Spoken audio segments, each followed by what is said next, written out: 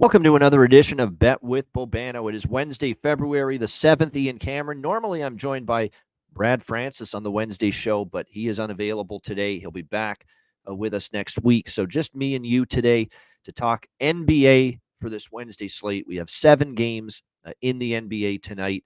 We'll break those down. I'll give you a couple of college basketball opinions as well at the end of the show. It's going to be a very quick, brief show today for this Wednesday, but as always, I'll give you every Wednesday NBA game, couple college basketball opinions and bets we like, and then we will wrap it up with best bets as we always do. So let's get into it. We'll begin with the Toronto Raptors and the Charlotte Hornets.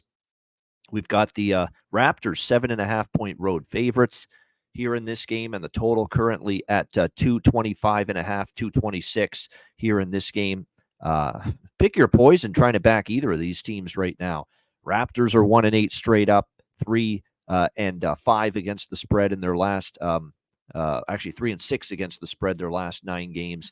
And the Charlotte Hornets have been a complete fade for me in recent weeks, largely because of the very depleted, shorthanded roster that this group has had the last several games. We're talking about injuries galore, critical injuries galore for this team.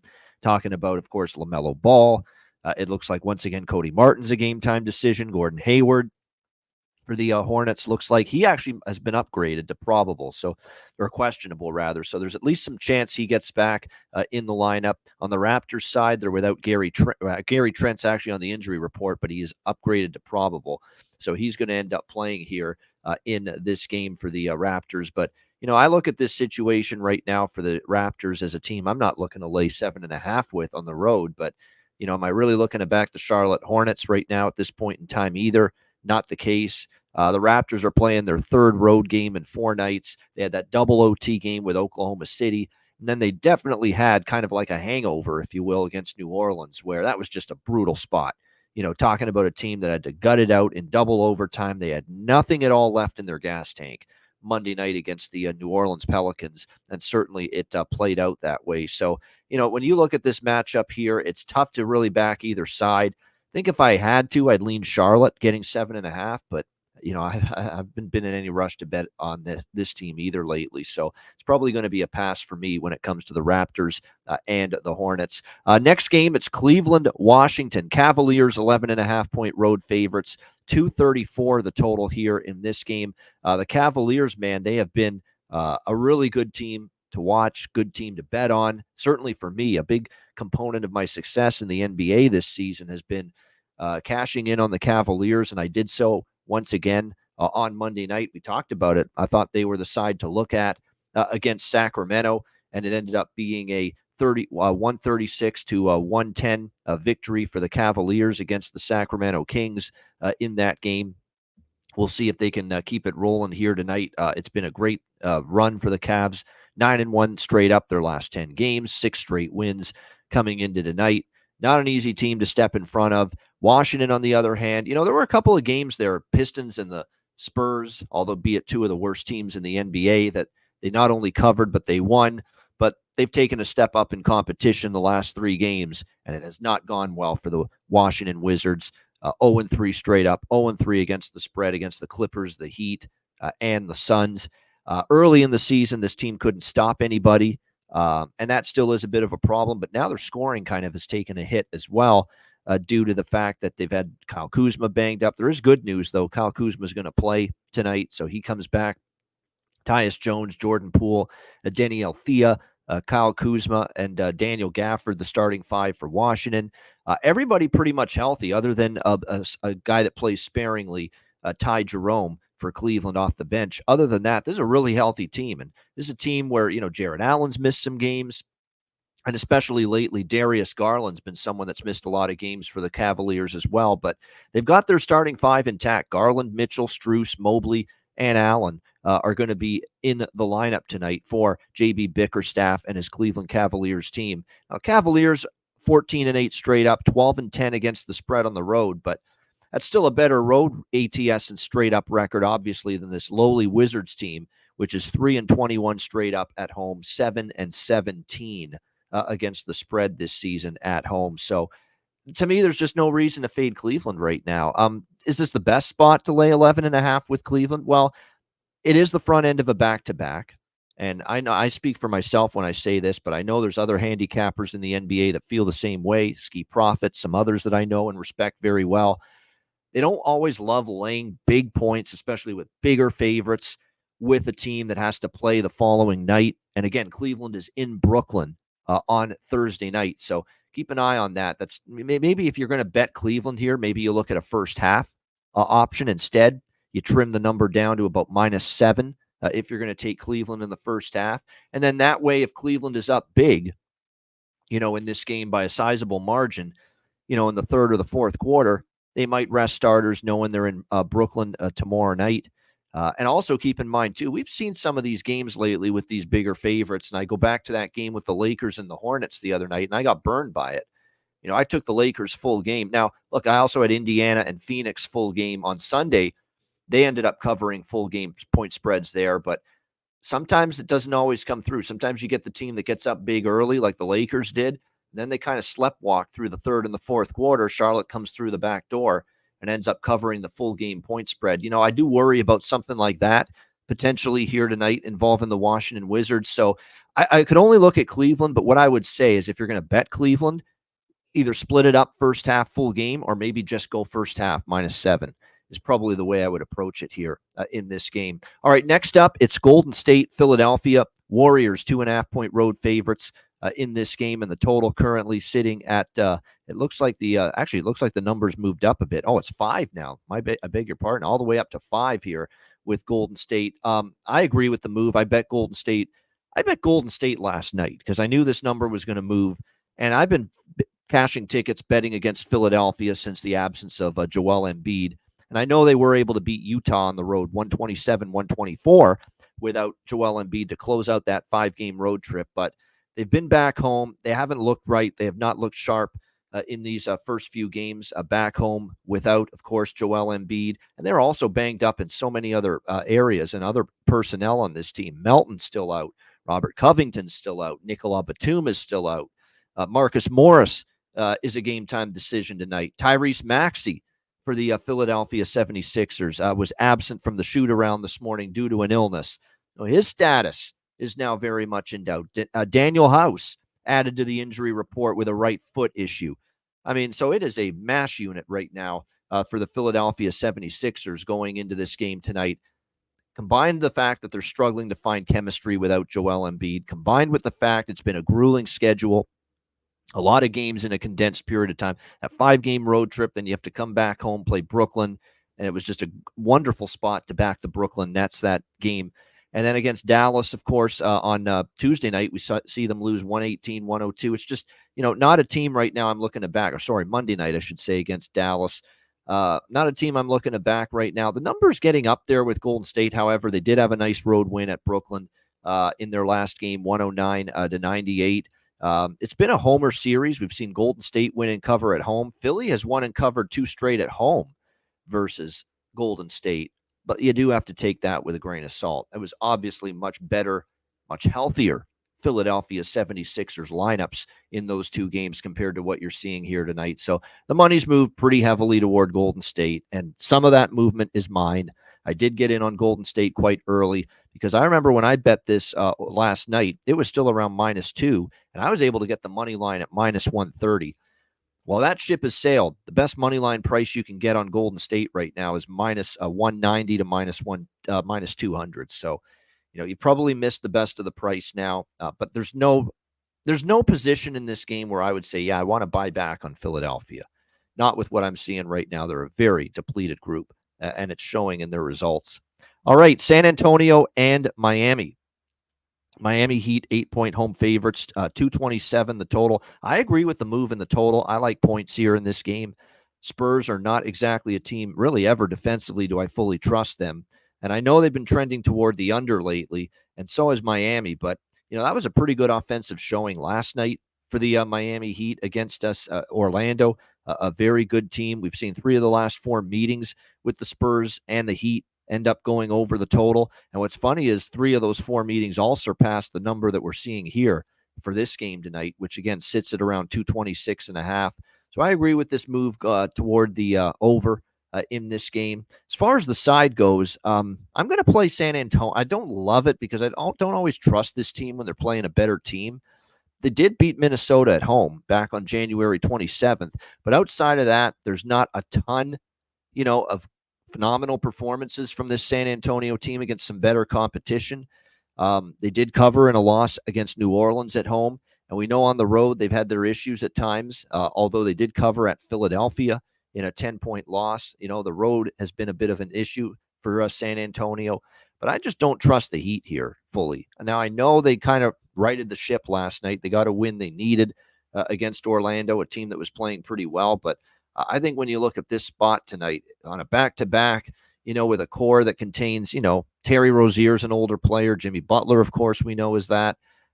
You worry about this team and how much gas is going to be in their tank here on a back-to-back situation. So I could see this being a, grind out a victory and move on to the next game if you're Miami. So I'm going to take the 8 here with the San Antonio Spurs in this game. Again, this is obviously, a lottery-bound team once again, 10-40. But the good news for the Spurs is everybody's healthy again, it looks like, at this point in time. They're going to have Trey Jones, Devin Vassell, Sohan, and, of course, Wemby all available for this game tonight for the San Antonio Spurs here tonight, which is a good thing for them going into it. And like I said, for Miami on the back-to-back, just don't have the utmost confidence in them coming off. And a bit of a statement game for them last night, taking on the Orlando Magic. It was admittedly a good performance from Miami, but I'm not trusting them as bigger favorites here tonight.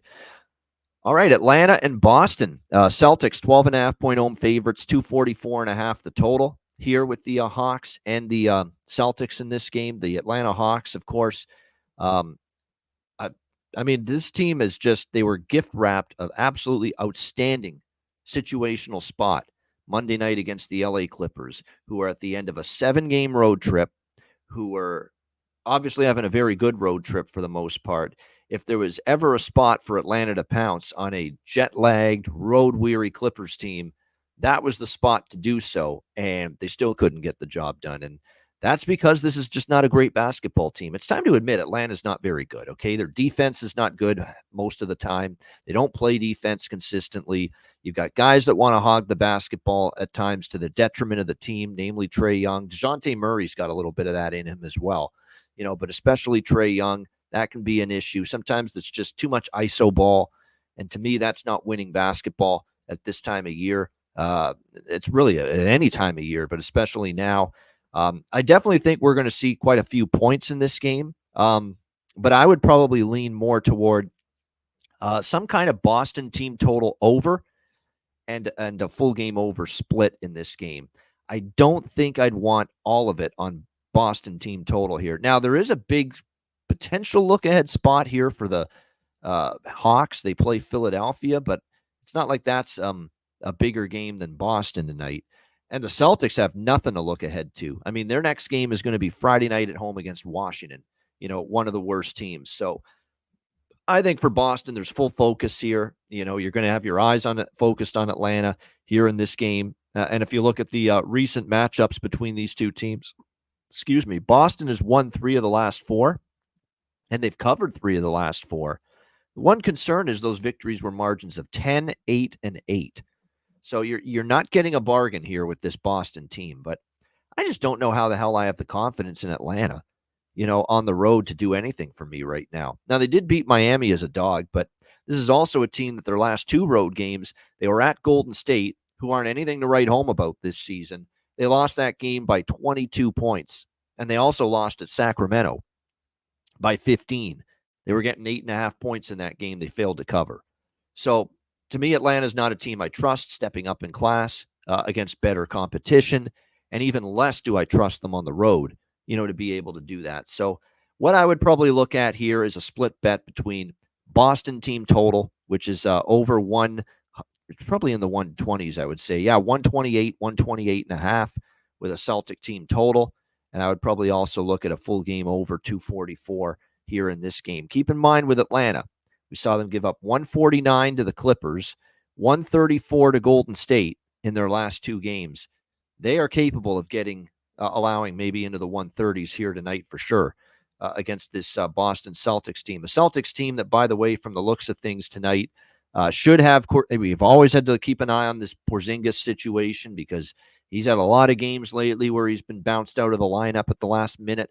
But it looks like tonight we've got Porzingis confirmed in, Jason Tatum confirmed in, Jaylen Brown confirmed in, Derek White confirmed in. The only hesitancy right now is Drew Holiday for the Boston Celtics, questionable with the right elbow. If he doesn't play, if he doesn't play for the Boston Celtics tonight, their starting point guard, Drew Holiday, I think it makes the over an even better bet in this game because that's defense that you're losing with Drew Holiday out of the lineup. He's obviously a very good on-ball defender from the point guard spot. He's built a reputation off that the last few years, going back to when he was with Milwaukee, and you lose that ability to defend without him on the basketball court. And when you are going up against a Trae Young, on the other side for Atlanta, he could have his way if Drew Holiday's out. So if he's out, basically here's the way I would go. If Holiday's in, put more on Boston team total over. If Holiday's out, put more on the full game over 244. That is basically the way I would approach this thing here tonight with the Hawks and the Celtics based on the status of Drew Holiday for this game. All right, we got 2 games left. New Orleans Hornets, LA Clippers. Clippers 6.5 point home favorites, 231 the total. I don't think there's going to be anybody that wants to step in front of the LA Clippers right now. It's not easy to do so. We know this trio of Harden, Kawhi Leonard, James Harden, Kawhi Leonard, and Paul George. It's been an excellent team. You can't take anything away from what they've accomplished. 9-1 straight up, 8-2 against the spread in their last 10 games. The road trip was absolutely outstanding. A very long, winding, grueling, lengthy 7-game road trip. All those games in the East time zone: Toronto, Boston, Cleveland, Washington, Detroit, Miami, Atlanta.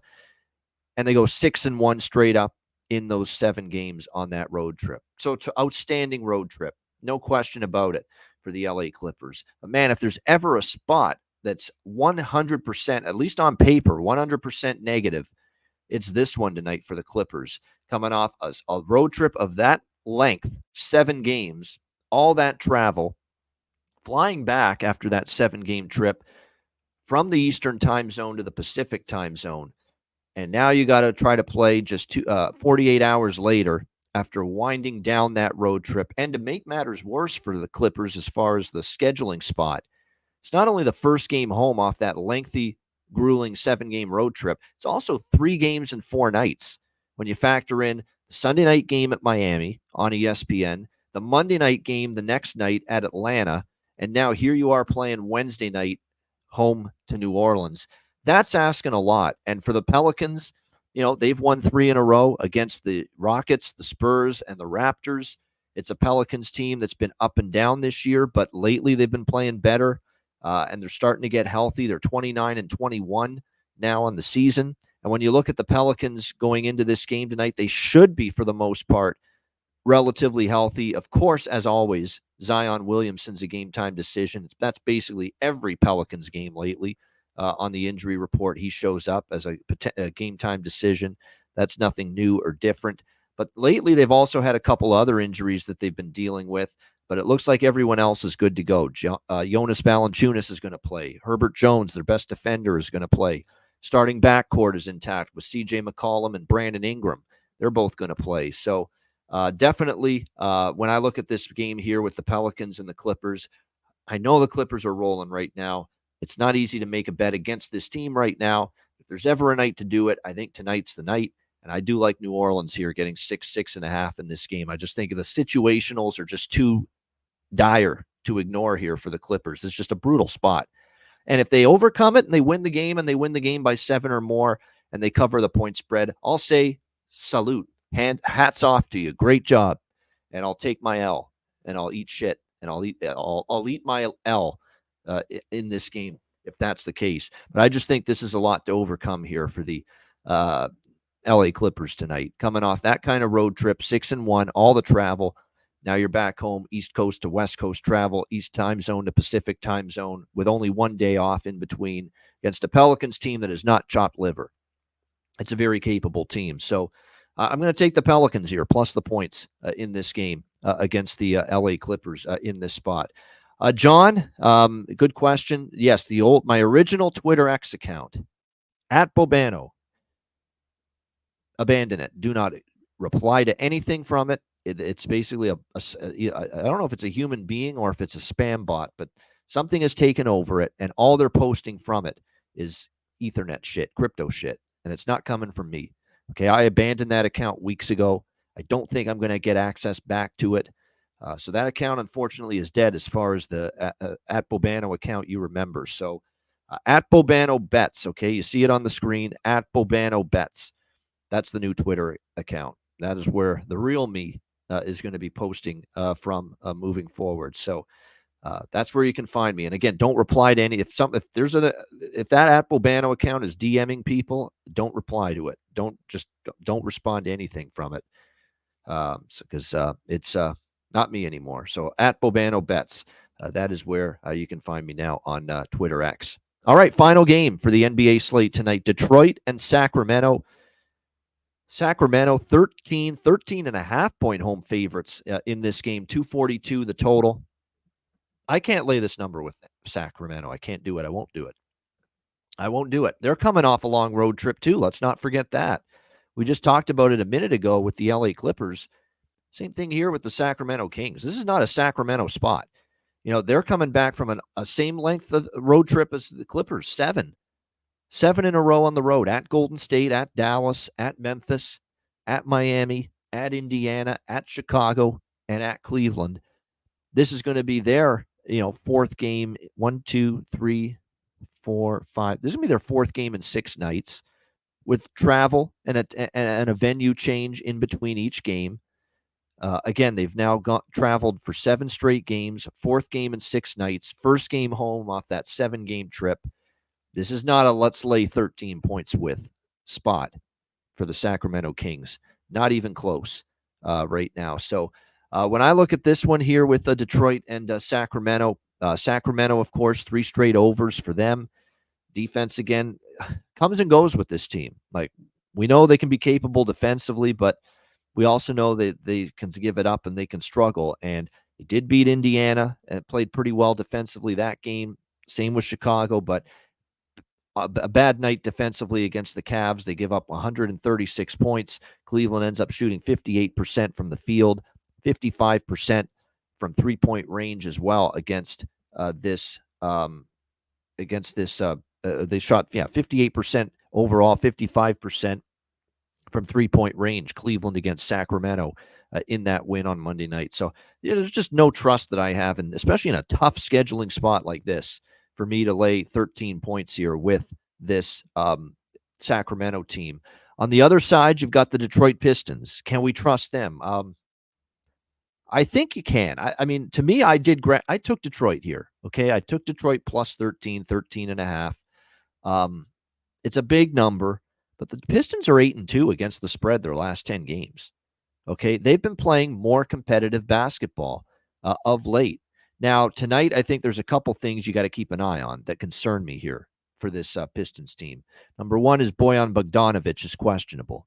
Okay, and he's been a big part of their offense lately. This is a guy that scored in double figures now in 9 straight games for the Detroit Pistons. So, Bojan Bogdanovic may not be good to go tonight. We'll have to keep an eye on that. And also, to make matters worse, is Cade Cunningham's status is up in the air. He's questionable due to a left knee injury. And again, this is the front end of a back-to-back for the Detroit Pistons, okay? So they're playing Portland tomorrow night. So there's a good chance that Bogdanovic or Cunningham, or maybe even both, sit out tonight. And that would change my thought process a little bit here. It wouldn't change my thought process to bet Sacramento. There's no way I'm betting Sacramento. But it would change my thought process to how much I would put on Detroit. I've only bet a very small amount on Detroit so far because I am concerned about whether Bogdanovic and or Cade Cunningham miss this game for the Pistons, which would greatly hurt their chances. But they're still the preferred side for me in this game. Detroit plus the points rather than Sacramento laying this kind of number. Just can't do it. in this kind of spot and a Sacramento team too. Let's keep in mind they're only a 500 ATS team, in their last 10 games. So keep that in mind. So again, I got a small piece of Detroit plus the points, plus 13.5. I'll add more if these two guys are in, but I'm waiting to get confirmation if one or both of them will play tonight and suit up for the Pistons. Talking about, of course, Bogdanovich and Cade Cunningham. So that is what I am waiting on for this game. A shout out to everyone in the chat. Again, this is Bet with Bobano. This show is Monday and Wednesday at 4 p.m. Eastern time moving forward. So Mondays and Wednesdays, 4 p.m. Eastern time is when you can find this channel. Normally, I will have Griffin Murphy with me on Mondays and Brad Francis on Wednesdays. Brad's unavailable today, but he'll be back next Wednesday. So we appreciate you guys tuning in. Hit that like button. And again, at Bobano Bets on Twitter X, which is also the new handle associated with my YouTube channel. Okay, my YouTube channel is also listed under at Bobano Bets now moving forward. So make sure you check that out. So great question, Carlos. Hopefully that answered it. Mondays and Wednesdays, 4 p.m. Eastern time, Bet with Bobano. Now, Tuesdays and Thursdays at 4 p.m. Eastern, I'm on with Ski Profit, Dutch, and Wham on Ski Profit's YouTube channel. He does the show, and I'm part of that Tuesdays and Thursdays at this time. So that's why you're not going to see this show on Tuesdays and Thursdays, because I'm on with Ski Profit, Wham, and Dutch on Ski's channel Tuesdays and Thursdays at this time. And then Friday, it's the end of the week. There's other things that I'm usually doing late in the afternoon, so it's difficult to do a Friday show at this time. So that's why right now, Mondays and Wednesdays is when you see this show, 4 p.m. Eastern time. I also want to mention regarding the brand new YouTube channel that I have, the new personal YouTube channel, which is now available. You're seeing this show on my new YouTube channel. It's also streaming on the Ice Guys channel, actually, as well. Now, my own shows personally will not be streaming on the Ice Guys channel indefinitely. This is only for the next, I would say, month or so, because I'm trying to build up the audience on my own YouTube channel and get the word out there to people that watch the Ice Guys that, hey, as far as my non-hockey content, we're going to eventually migrate that to my own channel, which is now at Bobano Bets.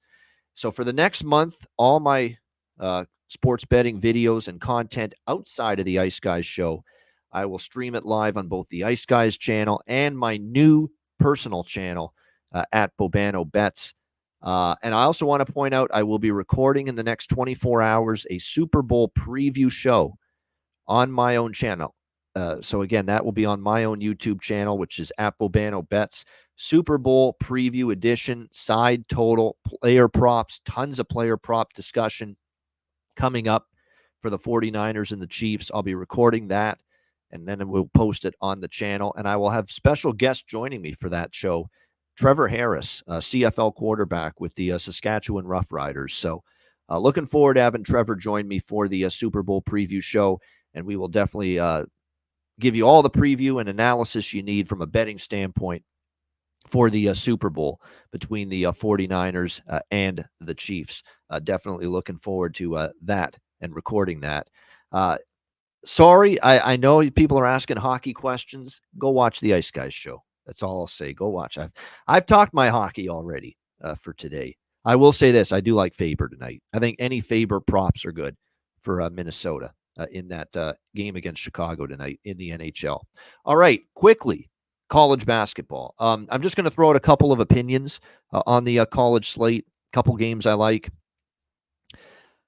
I like LaSalle against St. Louis. I don't trust St. Louis on the road. LaSalle's starting to play better. They really are. So I like the Explorers. They're laying a short number. So I got burned by Georgetown. They just had a bad game against Marquette, but they were starting to cover big numbers. I kind of leaned to Georgetown there. I don't know if I want to really fully trust them, though, again. I like over the total with Valpo and Indiana State. You should see a lot of points in that game. Same thing with Furman and Mercer. I think you'll see a lot of points there. Kind of a bounce back spot, too, for Furman. Furman had that tough loss against Greensboro over the weekend, a very good team. That's SoCon conference, Southern Conference in college basketball. It's very underrated. It's a really good mid-major conference. I like Furman in the over in that game. I kind of like Wisconsin against Michigan. I don't trust Michigan right now. And Wisconsin trying to bounce back after the loss to Purdue on the weekend, which was a really tough loss. They battled the Boilermakers pretty tough at home, but fell short. I like the Xavier Musketeers, probably lean over as well against Villanova, but especially like Xavier -3 in that game. Tennessee coming off the big win at Kentucky, laying a big number. Last time they laid a big number at home against South Carolina, although South Carolina is on fire right now. They lost that game outright, so maybe LSU plus points. I'm a little bit interested there. I like over the total in the Alabama-Auburn game, and I like Auburn to avenge that loss to Alabama earlier this season. St. Bonaventure's really playing some better basketball. They're at home. They're good at home. I could look toward the laying the number there with St. Bonnie. I think Western Kentucky, Louisiana Tech might be a good over. I lean to Pitt Panthers against NC State. Louisville, Syracuse, I like over the total in that game. Louisville actually is starting to compete a little bit better. If you have the guts to take Louisville +9, we did see them beat Florida State just recently. They're playing better. I know they're a bad team, but, they have played a little bit better lately. So, keep an eye on this Louisville team. It could be one of those teams that are so bad, ATS and straight up early in the season, and now just because they're so devalued, there's actually some good value to back them now this stage of the year. I like the over with UTSA and Wichita State. We should see a lot of points. I think UTSA might be worth a look there. Wichita, coming off that Memphis game, they had the lead wire to wire, and they just blew it in the last few minutes, and they lost to Memphis. Heartbreaking. Could be tough to lay 9 with Wichita coming off that loss. I like Northern Iowa against Missouri State. SMU Rice. I like Rice. I've been fading SMU lately. SMU has been winning but not covering lately. Happened again versus UAB over the weekend. Happened again last week against Tulane. Their last 2 games, they won, but they did not cover as decent-sized favorites. So Rice in a nice little in-state battle there. Rice is a home underdog. I think might be worth a look there in that game. James Madison, Arkansas State. I would kind of lean over there, but man, high total. They didn't do me any favors. Didn't give me a bargain there at 160.5.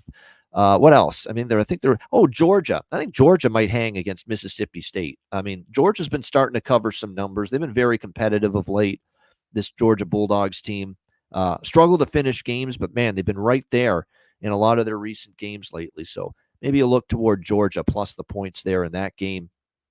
And I say take Cal against USC. USC is awful. USC is just, I think they're a lost cause. I think it's the end of the road for Andy Enfield. I know there was a lot of hype coming out of the Dunk City, the Florida Gulf Coast teams that he brought to the tournament years ago. He just hasn't delivered the goods here with this USC team since he's been there. It's been a pretty bad run for them. Now, they did get a big blowout win against Oregon State to snap a 6-game losing streak, and they won by 28. But now they got to go on the road. Cal actually does have a winning record, 7-5 at home this season. USC just 1-6 straight up on the road, by the way. So I think Cal, at only a short number there, 2.5. I could only look at the Golden Bears there in that one. So there's some college basketball for you. Let's wrap up this show. Best bet, NBA for this Wednesday night. I think it's a clear best bet for me. And like I say, if the Clippers beat me, okay, I'll say, well done, Clippers. You're playing so well right now that not even one of the worst situational scheduling spots can trip you up right now, because that's what this is to me tonight. This is a horrible spot for the Clippers, and if they find a way, to, win and cover tonight, I'll be very impressed. But they're playing a capable, solid Pelicans team that's playing well the last few games. Pelicans have a little bit, not a rest advantage because they both played Monday night, but when you factor in all the travel the Clippers did, having to go east to west back home, I think it's still a situational advantage for the Pelicans tonight, and I'm going to take the plus 6.5 with the New Orleans Pelicans tonight against the LA Clippers, and that is going to be my best bet here for this Wednesday NBA card. Shout out to everyone in the chat. Appreciate it very much. Hit the like button on the way out. Again, I'll be here Mondays and Wednesdays, 4 p.m. Eastern time with Bet with Bobano. Hope you enjoyed the show. I'm Ian Cameron. Have a great Wednesday night. Enjoy the games and good luck. And as always, bet like Tony Soprano, bet with Bobano, and we'll see you again Monday for another edition.